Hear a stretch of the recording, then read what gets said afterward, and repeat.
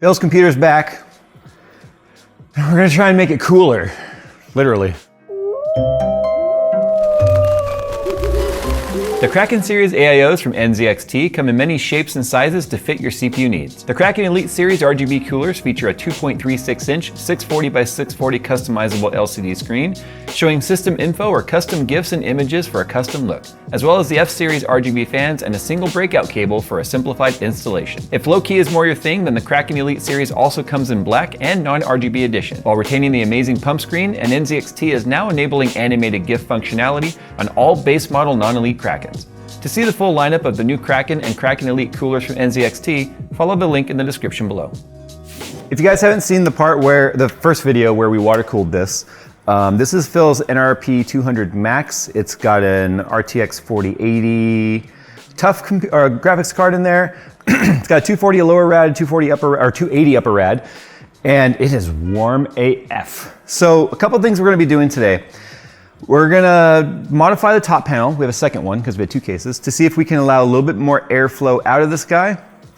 We are going to be changing out the bottom fan setup so that we can get some better fans in there, because what we currently have in the bottom right now are two 15mm slim Silverstone fans, which are not really helping much.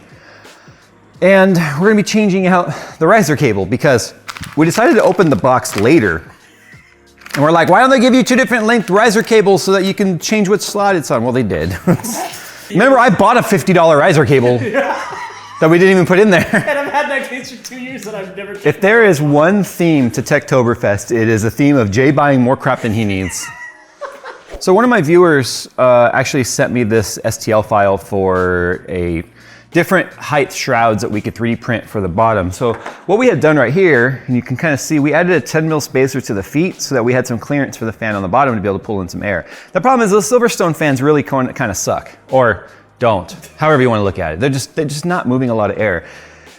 So because of the amount of heat that this loop can generate with a 4080 and a 13700K, we really want to get better fans in the bottom that have good static pressure to really just force cool air up through that bottom rad to make that bottom rad more useful. The cooler we can keep that bottom rad with fresh air, the cooler will keep the loop overall, which should help our temps. Now, speaking of our temps right now, his GPU has Port Royal looping right now. It is currently at 65C on the die with a hotspot of 80, well, in the low 80s, it jumps up. So our highest reading on the hotspot was 83.6 and our highest reading on the regular was 66.3. And we're not even worried about CPU right now because the GPU puts way more heat into the loop. So we get the GPU temps to come down, CPU temps will come down too.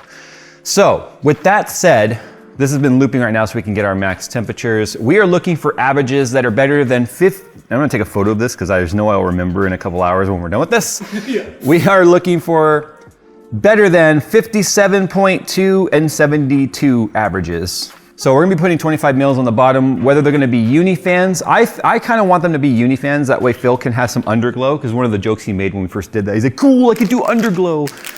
Now he's like, it's not that important to me. I'm like, well, we're gonna see, okay? Worst case scenario though, we might just throw some high RPM Be Quiets under there too. Because those don't have to worry about trying to split off another RGB header on there. And then the Be Quiets go up to 2,500 RPM, 2,400 RPM. Also too, another metric we're gonna use right here is we're measuring the exhaust air. Right now it's at 31.4. It is rising. It's gonna take a little bit for this to equalize as the temp reaches its full temp. Because we stopped it and we're like, wait, I have a tool for this, and I keep forgetting. So we're also hoping that the overall temperature coming through the system will come down because we'll be adding a bigger mix of fresh air from the bottom than what we're currently getting. So we're hoping that that will help it come down. So we need to see what the max value that we hit here is, where it stops climbing. Also too, I'll show you the bottom of the top plate here. This is what I'm talking about. Like, this is a weird, stupid design by Cooler Master. We can't figure out why they did this. So there's what looks like fan mounts on here, even though you can't mount fans to this, because you can't even get the top off if you wanted. Like, you have to bend these tabs to take the mesh off. So it looks like this was maybe where they had intended at some point for fans to mount up here, and they're like, nope, they ditched that idea and they came up with the rail inside. And so it's one of those things where we're just kind of like, I don't know why they did that. So what we're gonna do right now is we're gonna bend these tabs back, take the mesh off, and I'm basically gonna Dremel out like a nice rectangle opening, because any of this area that's solid here is, and this is already very fine mesh, that's not great for airflow, like its porosity is not good. any space that we have blocking that mesh is only reducing our efficiency of the exhaust. Air in and air out matter together. So if we have air going in, but then the air can't get out through that top rad, which matters most, then we're not doing ourselves any favors. So we're gonna start with this while that continues to heat soak. It's like literally the most basic way to mount something. And we could do this once, maybe twice, before they break off.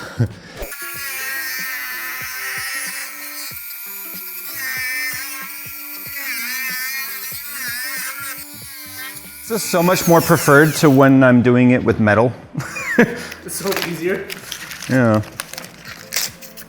So now you can see it's definitely just much more open, direct airflow, without as much restriction to try and overcome. So now, just gonna line all these tabs back up and get this guy back in there. It's actually really flimsy until this is back in there.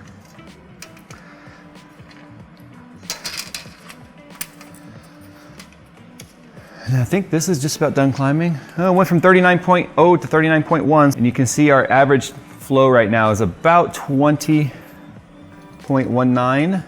I know that's not an actual measurement of anything because it's not calculated, but that gives me at least a before number and an after number.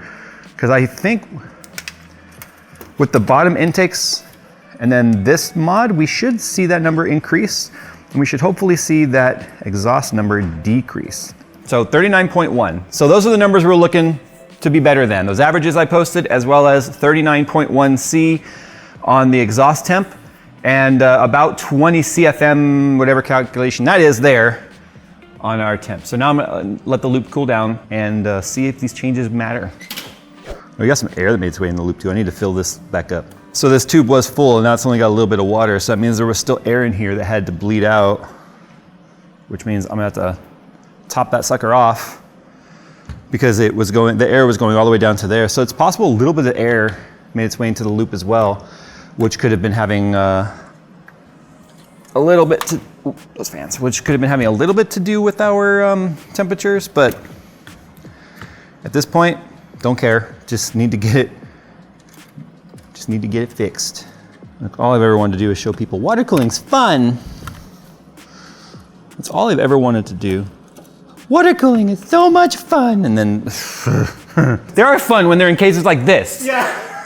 So I have to take the riser back out because it is hitting on the radiator. I forgot I had to trim that one so it didn't hit on the rad. But in terms of how close it is, like it barely fits in there. Nice. I need to find my electrical tape. I need to put some tape on the rad right there because there's copper lining in that PCB. If that's anything, it's gonna be round. So I don't think this would be a problem, but just why even deal with potentially having to do this all over again, because I'm like, I don't want to put a piece of tape there because I'm fat and I'm lazy and it's Friday. So now that the riser cable's been swapped out, still to put tape on this rad just to keep it from touching the metal for whatever reason. You know, I don't think it matters because it's probably a ground. I finally found the cable, got it out. It was pinched behind the power supply from when I swapped the power supply last time we were dealing with the crashing issue. We thought that that was related, which ended up not being. I found the extension. There it is.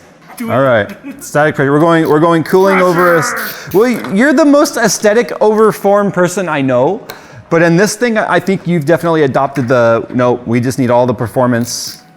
No, because I still have my bottom RGB strip, which is my GPU temperature. Yeah, I know, but we did bottom glow. Come on, we're Fast and the Furious era. It's all about the bottom glow. So we're going Silent Wings Pro 4 120s, PWM fans from Be Quiet, with a max speed of 3,000 RPM, 83.9 CFM, and 5.31 millimeters of H2O air pressure. We are gonna be forcing air right up the ass of this thing, and that's exactly what we want. This thing is getting a colonoscopy whether it wants it or not. Okay, there we go. There's our extra height now. I don't like the seam there, but it is what it is. I mean, Phil can always look at that and be like, we had to 3D print this. Yeah. Cool, custom. Okay, so the bottom rad is on. I still have to do the wiring here. I had to enlarge a hole to fit these wires through, obviously. All right, so I'm gonna top off that little tube. And having to add any more fluid to it at all means we have trapped some air in this tube. So it worked exactly as it was supposed to, which is so funny because I was just like struggling with this thing, trying to figure out how the hell I was gonna get this thing bled. And then I was like, oh, light bulb. All right, so now we have to add a little spacer to the back here because of that. If you remember the issue with the fan not spinning, causing, oops, that one just fell down. You're gonna have all kinds of clinky sounds in this thing. So we spaced the back out or the top up just a little bit because all we needed was like 1 millimeter of clearance. It's so funny. I forgot to plug in the graphics card. All right, so it's all back together. New, much more powerful fans are in the bottom. Our now new and improved airflow top piece is on there. We honestly feel like we're doing some R&D for Cooler Master to maybe utilize some of this crap in their future revision. Okay, we're up and running. Everything's the same settings. Bottom fans are at 100%. We're showing about 7,800 RPM, which means it has to overcome a little resistance of the radiator, so that's why it's not hitting the full 3,000. Oh, 2,800 RPM, sorry. Top airflow though is about the same, which means that, I guess, because I'm measuring it exactly in the center of where there was that opening, it probably isn't changed at all. But that extra airflow coming in the bottom now, we've created positive pressure because if you look here, we actually have air exhausting out the back right here. So it may not be a lot, but it's exhausting air out of those rear hexagon openings, which it was never doing before. Before it was probably pulling air in through there because of the fact that this top rad was not being fed enough from the bottom, so I had to pull air in from the crack. So we now have positive pressure, which tells me a lot of cool air mixing in there, which is really nice to see. So we're gonna run the same test again. We're gonna run Port Royal. We're gonna do hardware monitor, check for hotspot temps, average temps, max temps. Same thing on here on the temperature coming out of the case. And we need to see if it's improved. If it hasn't improved, then physics have changed somewhere along the way, okay? Not me, physics have changed.